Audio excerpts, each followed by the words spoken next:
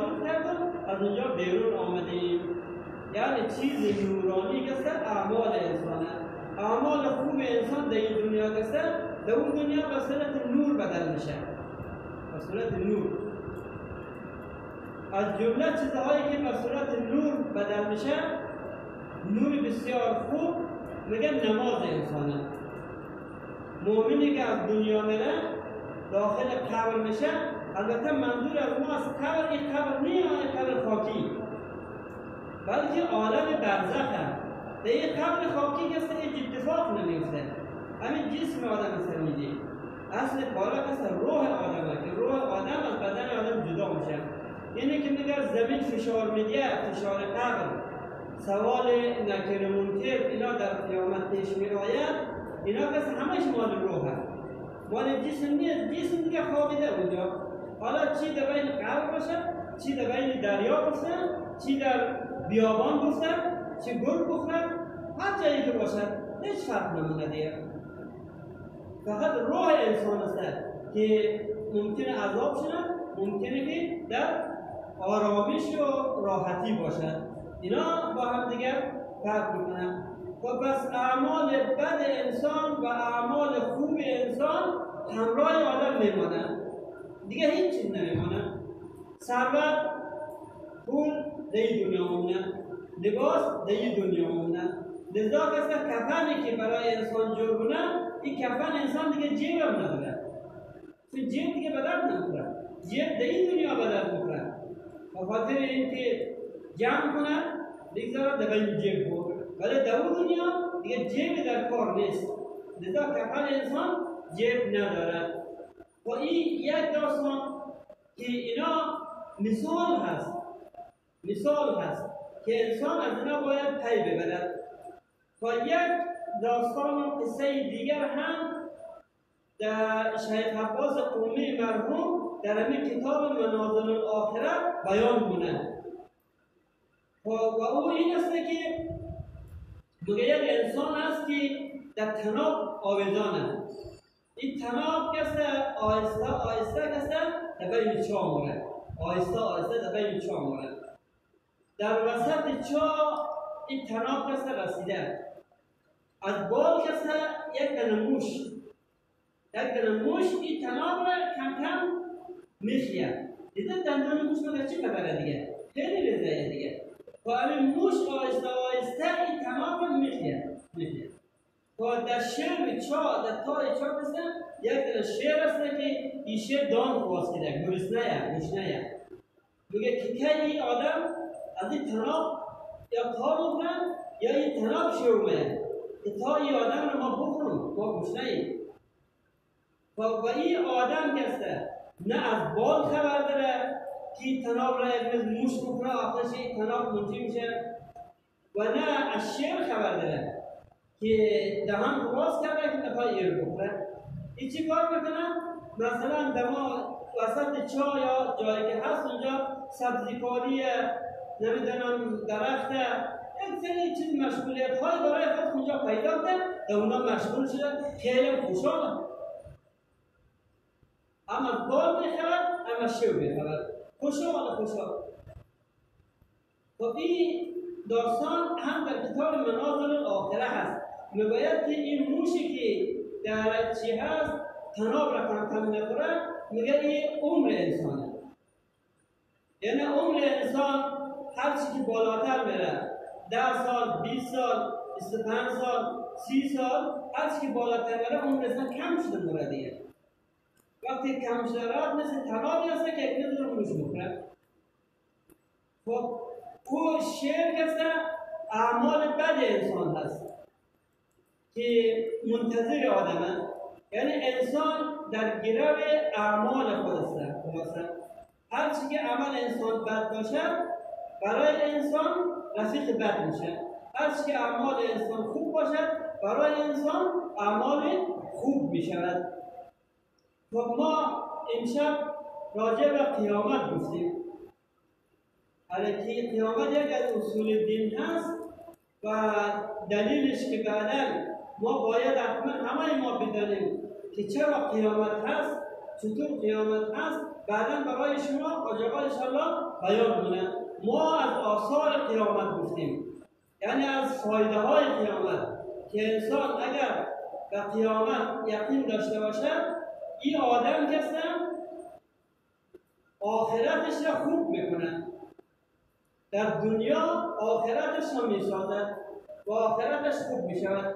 اگر آدم به قیامت اعتقاد نداشته باشد یا مثلا فراموش کنه، این دنیای نامزد یک دنیایی است که آدم را از آخرت و فراموشی میندازد. انسان زیادتر آخرت را در این دنیا فراموش میکند، خصوصا آرزوهای دور و دراز. آرزوهای دور و دراز خیلی بده برای انسان. نباید انسان آرزوهای دور و دراز داشته باشد.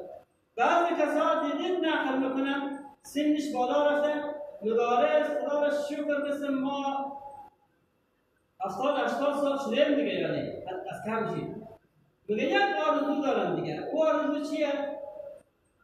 تا که مثلا در سن 40 ساله و 50 ساله آرزو دارم، میگه امیر دو بچه کسی زن بگیره عروسی کنه، امیر دو دختر من کسی شوهر کنه، دیگه ما غم نبرم دیگه. تو وقتی که دو بچهش عروسی کرد، دو دخترش هم عروسی کرد، میگه دیگه هیچ غم ندارم، امی نواسه های کسی بگیرم لاغر، دیگه غم ندارم. نواسه های که دید بعضی دمی والا خوب شد، نواسه های که دیدم از کوسیت را بگیرم. یعنی انسان کسی همیشه با این آرزوها همیشه هست تا انسان زنده هست و این آرزوها انسان را از بین میبرند. حالا تو نواسط را ببینی چی میشه، نبینی چی میشه، موسیقی را ببینی چی میشه، نبینی چی میشه، هیچ کاری هم نمیشه. اینه که انسان باید خودش هر کس خدا داره دیگه. خیلی کسا هست از جمله کسانی که برای ما و شما درس عبرت هستن، پیغمبر ما و شما. پیغمبر ما و شما وقتی در دنیا نیامده بود پدرش از بین رفت، یتیم شد. وقتی در دنیا آمد هنوز طفل شیرخوار بود که مادرش از دنیا رفت. و این آدم نه پدر داره نه مادر، هیچ چیز نداره. این آدم آخرش چی شد؟ پیغمبر خدا شد.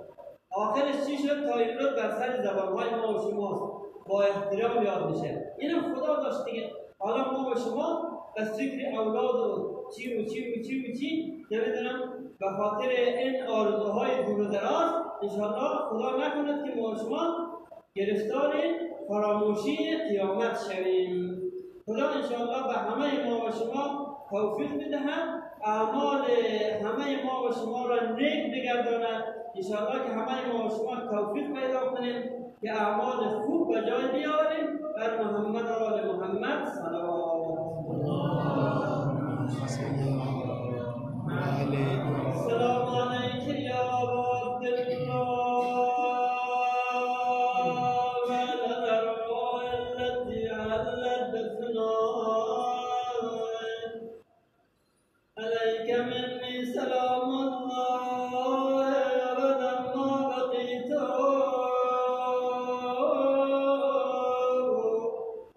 وبقي الليل والنهار، ولا جعله الله آخر العهد مني لزيارتكم. السلام على الحسين وعلى علي بن الحسين وعلى أولاد الحسين وعلى أصحاب الحسين. آی در خانه بچه های مسلم ابن عقیل او محمد، امشب مهمان این دو طفل هستیم.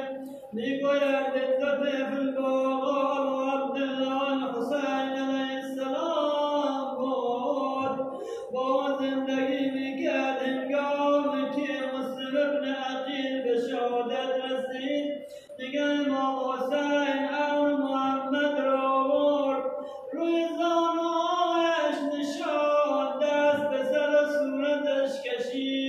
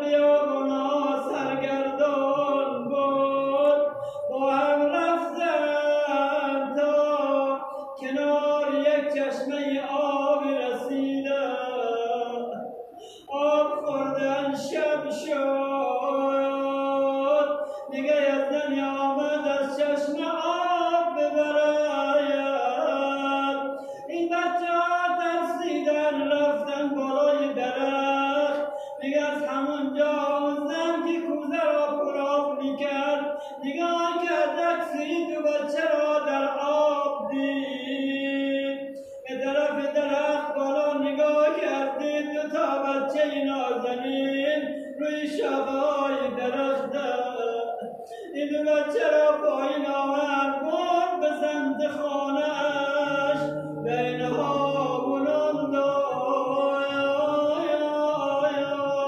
این خانه کیه؟ خانه حارس ملعون است که از سپاه آقا سپاه ما، از سپاه عبیدالله زیاد خدا لعنت کند. شب نان داد در خانه خوابید، نیمه های شب بعد حارس آمد، نگاه کرد دید البته دوتا بچه از زندان فرار کرده بود. از زندان که فرار کرده بود حارس این بچه ها را میخواست پیدا کند. شب دیر آمد، بچه خواب دیدن بابایشان مسلم ابن عقیل را. بابایشان گفتن بچه های من به همین زودی ها میایید پیش من. هر دوتایشان بیدار شدن، دست به گردن دیگه دادن، هی گریه میکردن، ناله میزدن. گریه‌اش را حارس شنید، آمد گفت شما کی هستید؟ گفت اگر ما راست بگوییم با ما کار نداری؟ گفت آری. گفت ما بچه های مسلم ابن عقیل هستیم. میگوید حارس را با سیلی میزد، میگفت تا نیمه های شب در بیابان ها ما دنبال شما را رفتیم، شما در خانه ما بودید. میگویند فردا شد، میگوید تیم را برد کنار دریا، میخواست از بدنش جدا کند. برادر بزرگتر گفت اول سر مرا از بدنم جدا کن. برادر کوچکتر میگفت اول سر مرا از بدنم جدا. سر اینا از بدنش جدا کرد، جنازه‌اش را میان دریا انداخت. میگویند همدیگر را بغل کردند، در میان دریا زیر آب رفتند. لعنة الله على القوم الظالمين. فسيعلمون الذين ظلموا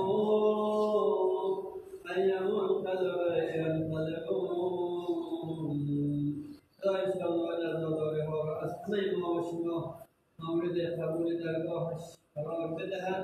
ملتمسین دعا از بسا حاجت دارند، گرفتاری دارند، مشکلات دارند. انشاءالله که خدا گرفتاری ها و مشکلاتشان را برطرف بگرداند. بچه اموات دارند، برای امواتشان طلب مغفرت میکنند. انشاءالله خداوند همه آنها را غریق رحمت بگرداند. بر محمد و آل محمد صلوات.